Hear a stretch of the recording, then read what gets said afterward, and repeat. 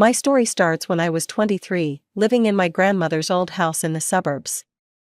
She'd left it to me when she passed away, my father's mother, a kind woman who always made sure I had everything I needed.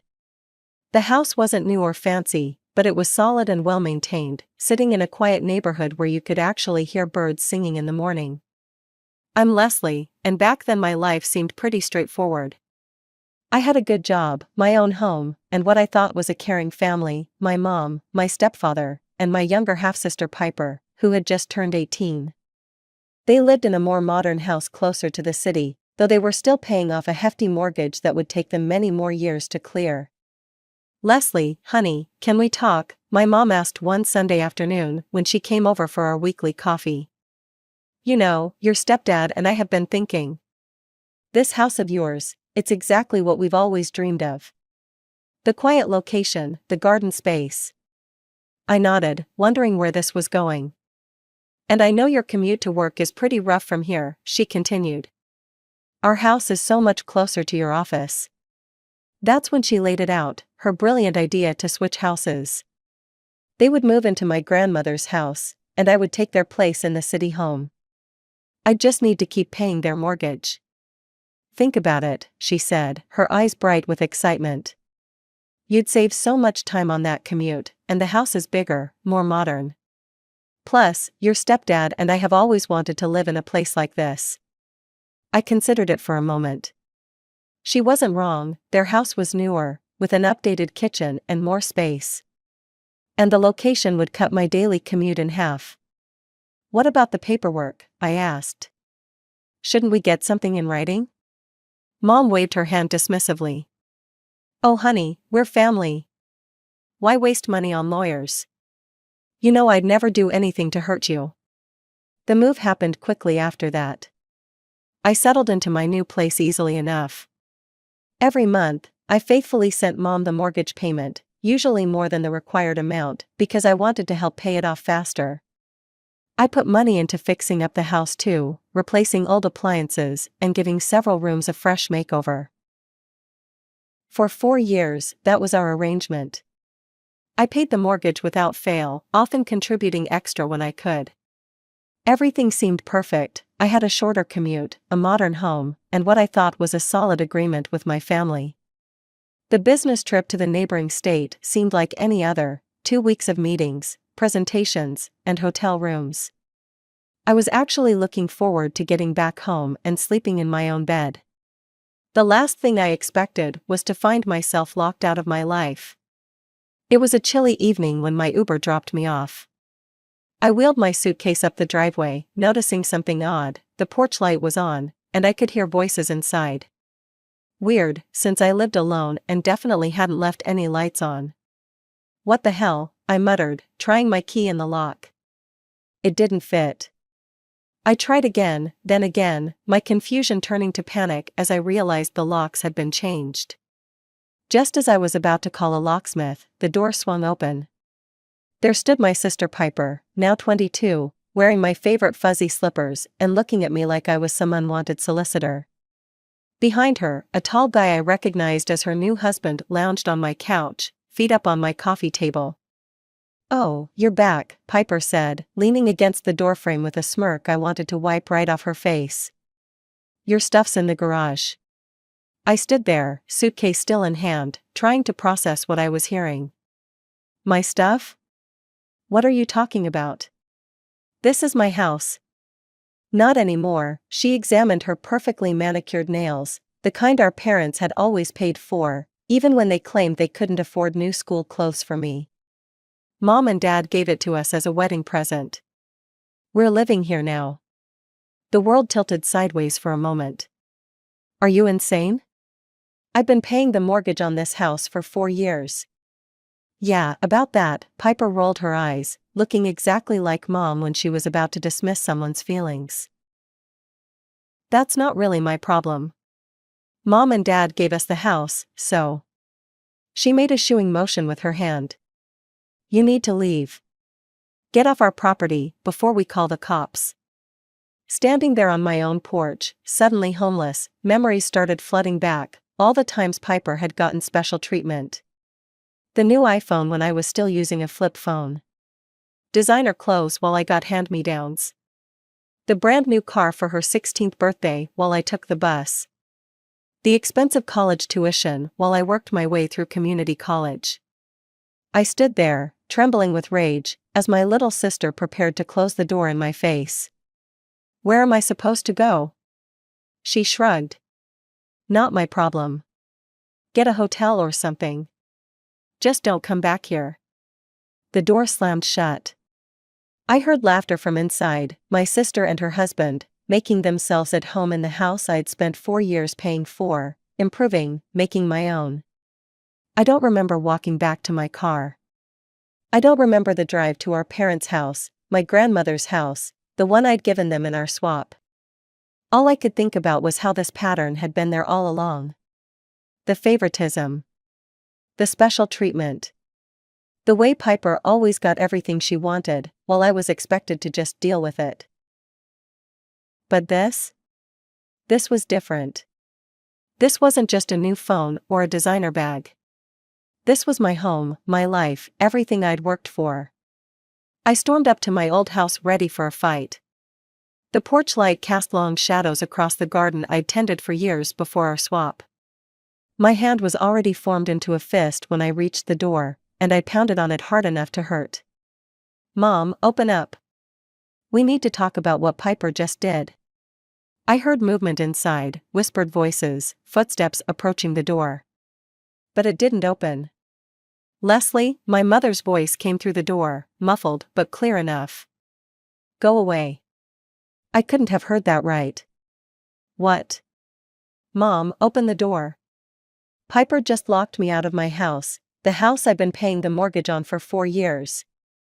That's not your house anymore, my stepfather's voice joined in. And this isn't your house either. This is our house now. The world seemed to tilt beneath my feet. What are you talking about? This is my house, Grandma left it to me. You need to leave, Mom's voice had that stern tone she used when she thought she was being reasonable. Go rent an apartment somewhere. Stop going from house to house making everyone nervous. I pressed my palms flat against the door, trying to steady myself. Making you nervous? Are you kidding me? You've thrown me out of my home. Piper's living in the house I've been paying for, and now you won't even let me in to talk about it. We've invested a lot in this house, Mom snapped back. We've done renovations, improvements. And what about all the money I spent fixing up your house? I was screaming now, past caring what the neighbors might think. The new appliances? The remodeled bathroom? The 4 years of mortgage payments? That's different. Different how? How is it different, Mom? You planned this all along, haven't you? Get me to pay your mortgage while you lived in my house, then give my place to Piper and keep Grandma's house for yourselves? Real nice plan, leave me homeless while you all divide up my property. There was a pause, then Mom's voice came back, cold and hard. You need to leave now, Leslie.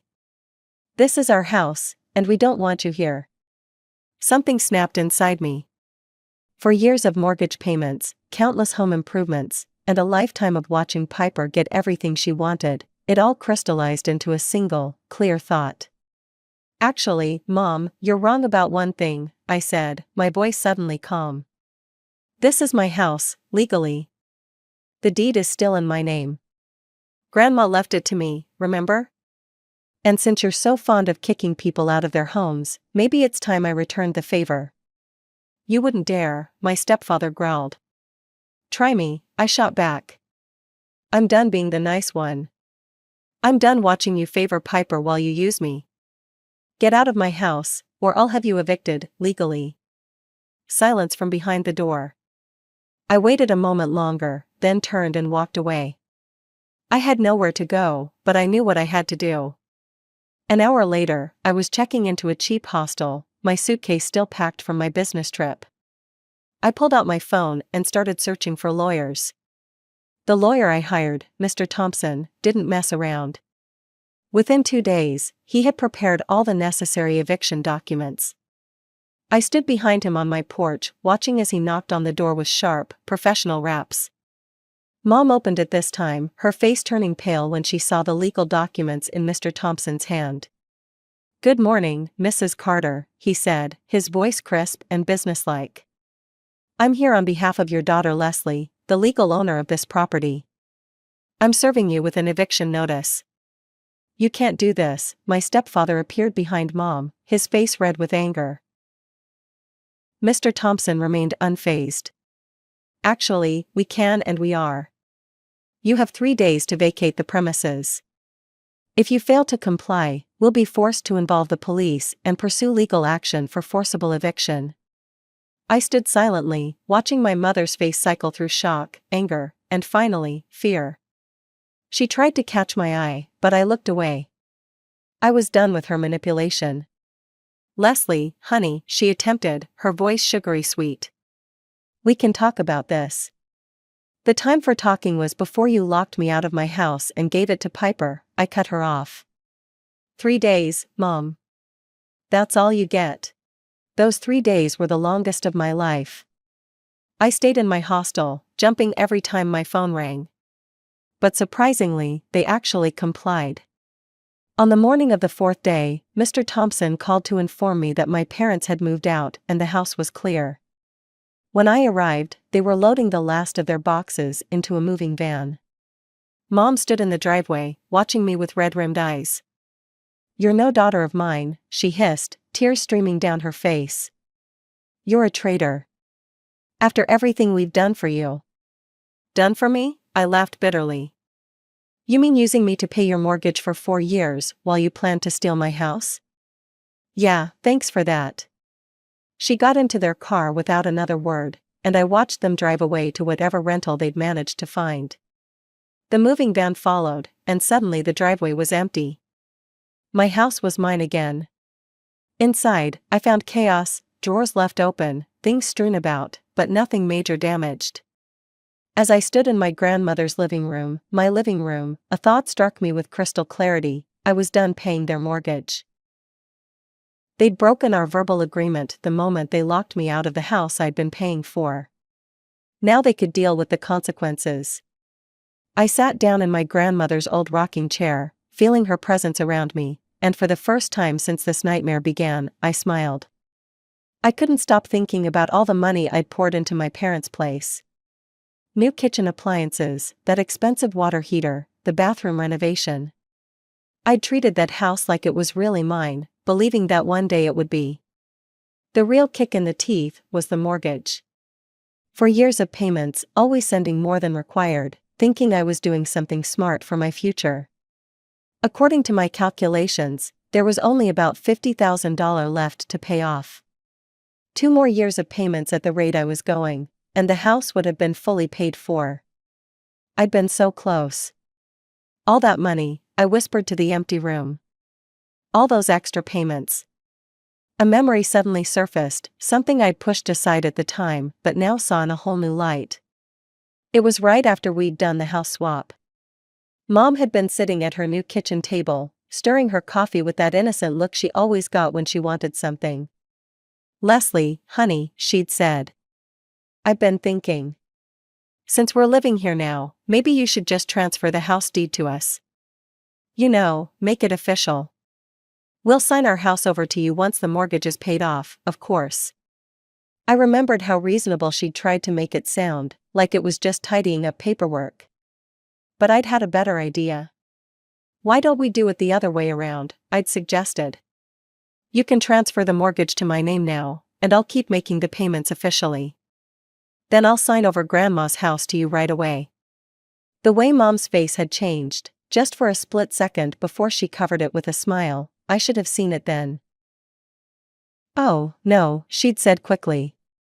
"That would be so complicated with the bank. Better to just wait until the mortgage is paid off. Then we can do a clean swap of both houses." Stepdad had jumped in then, nodding vigorously. "Much simpler that way, Leslie. No need to involve the bank or lawyers. We're family, after all." Sitting here now, in my grandmother's rocking chair, I could finally see it all clearly. They'd never intended to give me that house. They'd wanted both, their house and mine.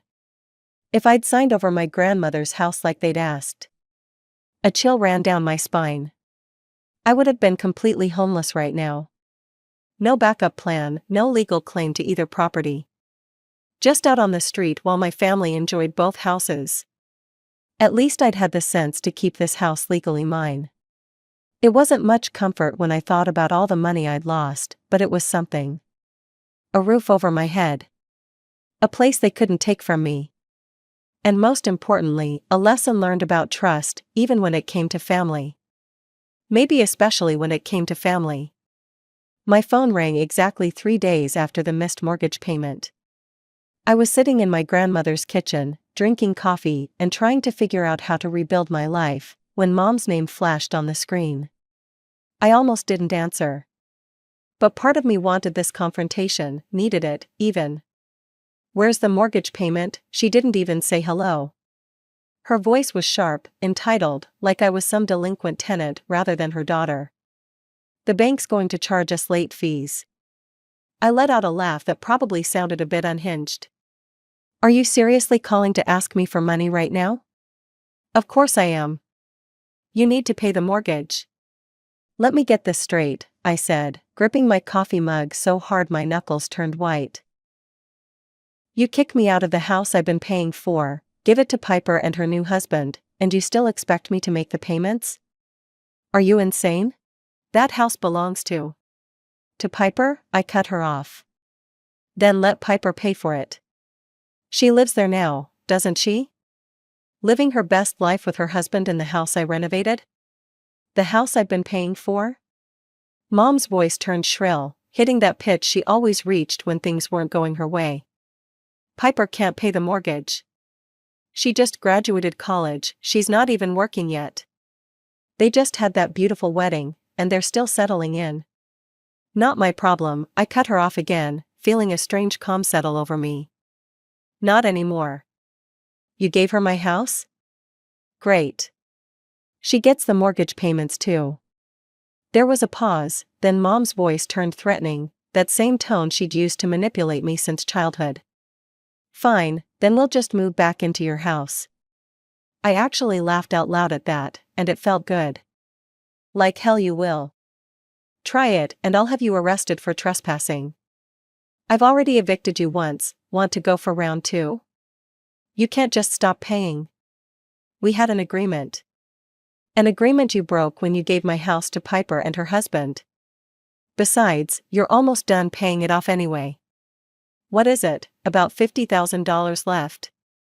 The silence on the other end made my stomach drop. It was the kind of silence that comes before really bad news. "Mom? It's more than that." Her voice had gotten small, almost guilty. "How much more?" Another pause, longer this time. I could hear her breathing on the other end of the line. "About $150,000. The world seemed to tilt sideways. My coffee mug slipped from my hand, clattering against the counter, but thankfully not breaking. "What?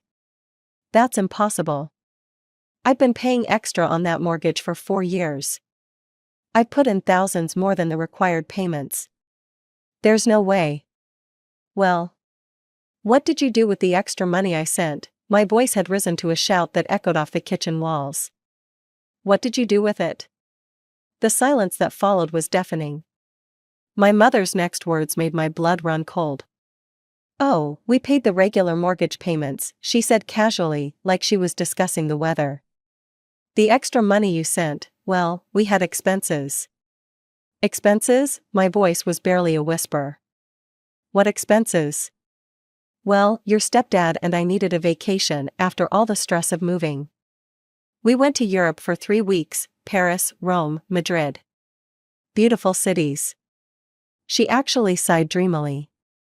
"Then there was Piper's college tuition, you know how expensive private universities are these days. And of course, we had to renovate the house." I couldn't breathe. 4 years of extra payments, thousands and thousands of dollars, spent on vacations and renovations, while I thought I was paying down the mortgage. "You stole from me," I managed to say, You took my money and went on vacation with it? Don't be so dramatic, Leslie. We're family. We just redistributed the funds where they were needed most. I hung up. My hands were shaking so badly I dropped the phone. For an hour, I just sat there in my grandmother's rocking chair, trembling with rage and betrayal. When I finally managed to stop shaking, I blocked their numbers, all of them. Mom, Dad, Piper. Done. But of course, it wasn't that easy. 2 days later, they showed up at my door, pounding and yelling like they owned the place. Open this door right now, Mom's voice was shrill. We need to talk about the mortgage payment. I stood on the other side of the door, not moving. There's nothing to talk about. I'm not paying another cent. You have to, stepdad's voice now, angry and demanding. You're responsible for the payments. Actually, I'm not, I called back, feeling stronger with the solid door between us. But you know what I do have? Bank statements showing every payment I made. Text messages and emails about our house swap agreement. Evidence of fraud, according to the lawyer I talked to yesterday. Silence from the other side of the door. If you don't stop harassing me, I continued, I'll take you to court. And trust me, I can afford a long, expensive legal battle a lot better than you can. Want to try your luck? They left after that, but not before hurling a string of obscenities that would have made a sailor blush. I waited until I heard their car drive away before letting out the breath I'd been holding. A week later, my cousin Tracy called. Leslie, you might want to know, your parents are in trouble. They're struggling with the mortgage payments. They've burned through all their savings, even their retirement fund. And Piper, she had a huge fight with them when they told her she needed to start paying the mortgage. Apparently, she screamed that they promised her a free house, not a debt. The neighbors said they could hear the shouting from across the street. I hung up and stared out my window at the garden. The irises my grandmother planted were blooming, their purple petals bright against the green leaves. She'd always told me that you reap what you sow. I wondered what my family would harvest from the seeds of betrayal they'd planted. 3 months after I stopped paying the mortgage, I heard through the grapevine that my parents had finally shown their true colors to Piper too. My cousin Emma called to tell me the story.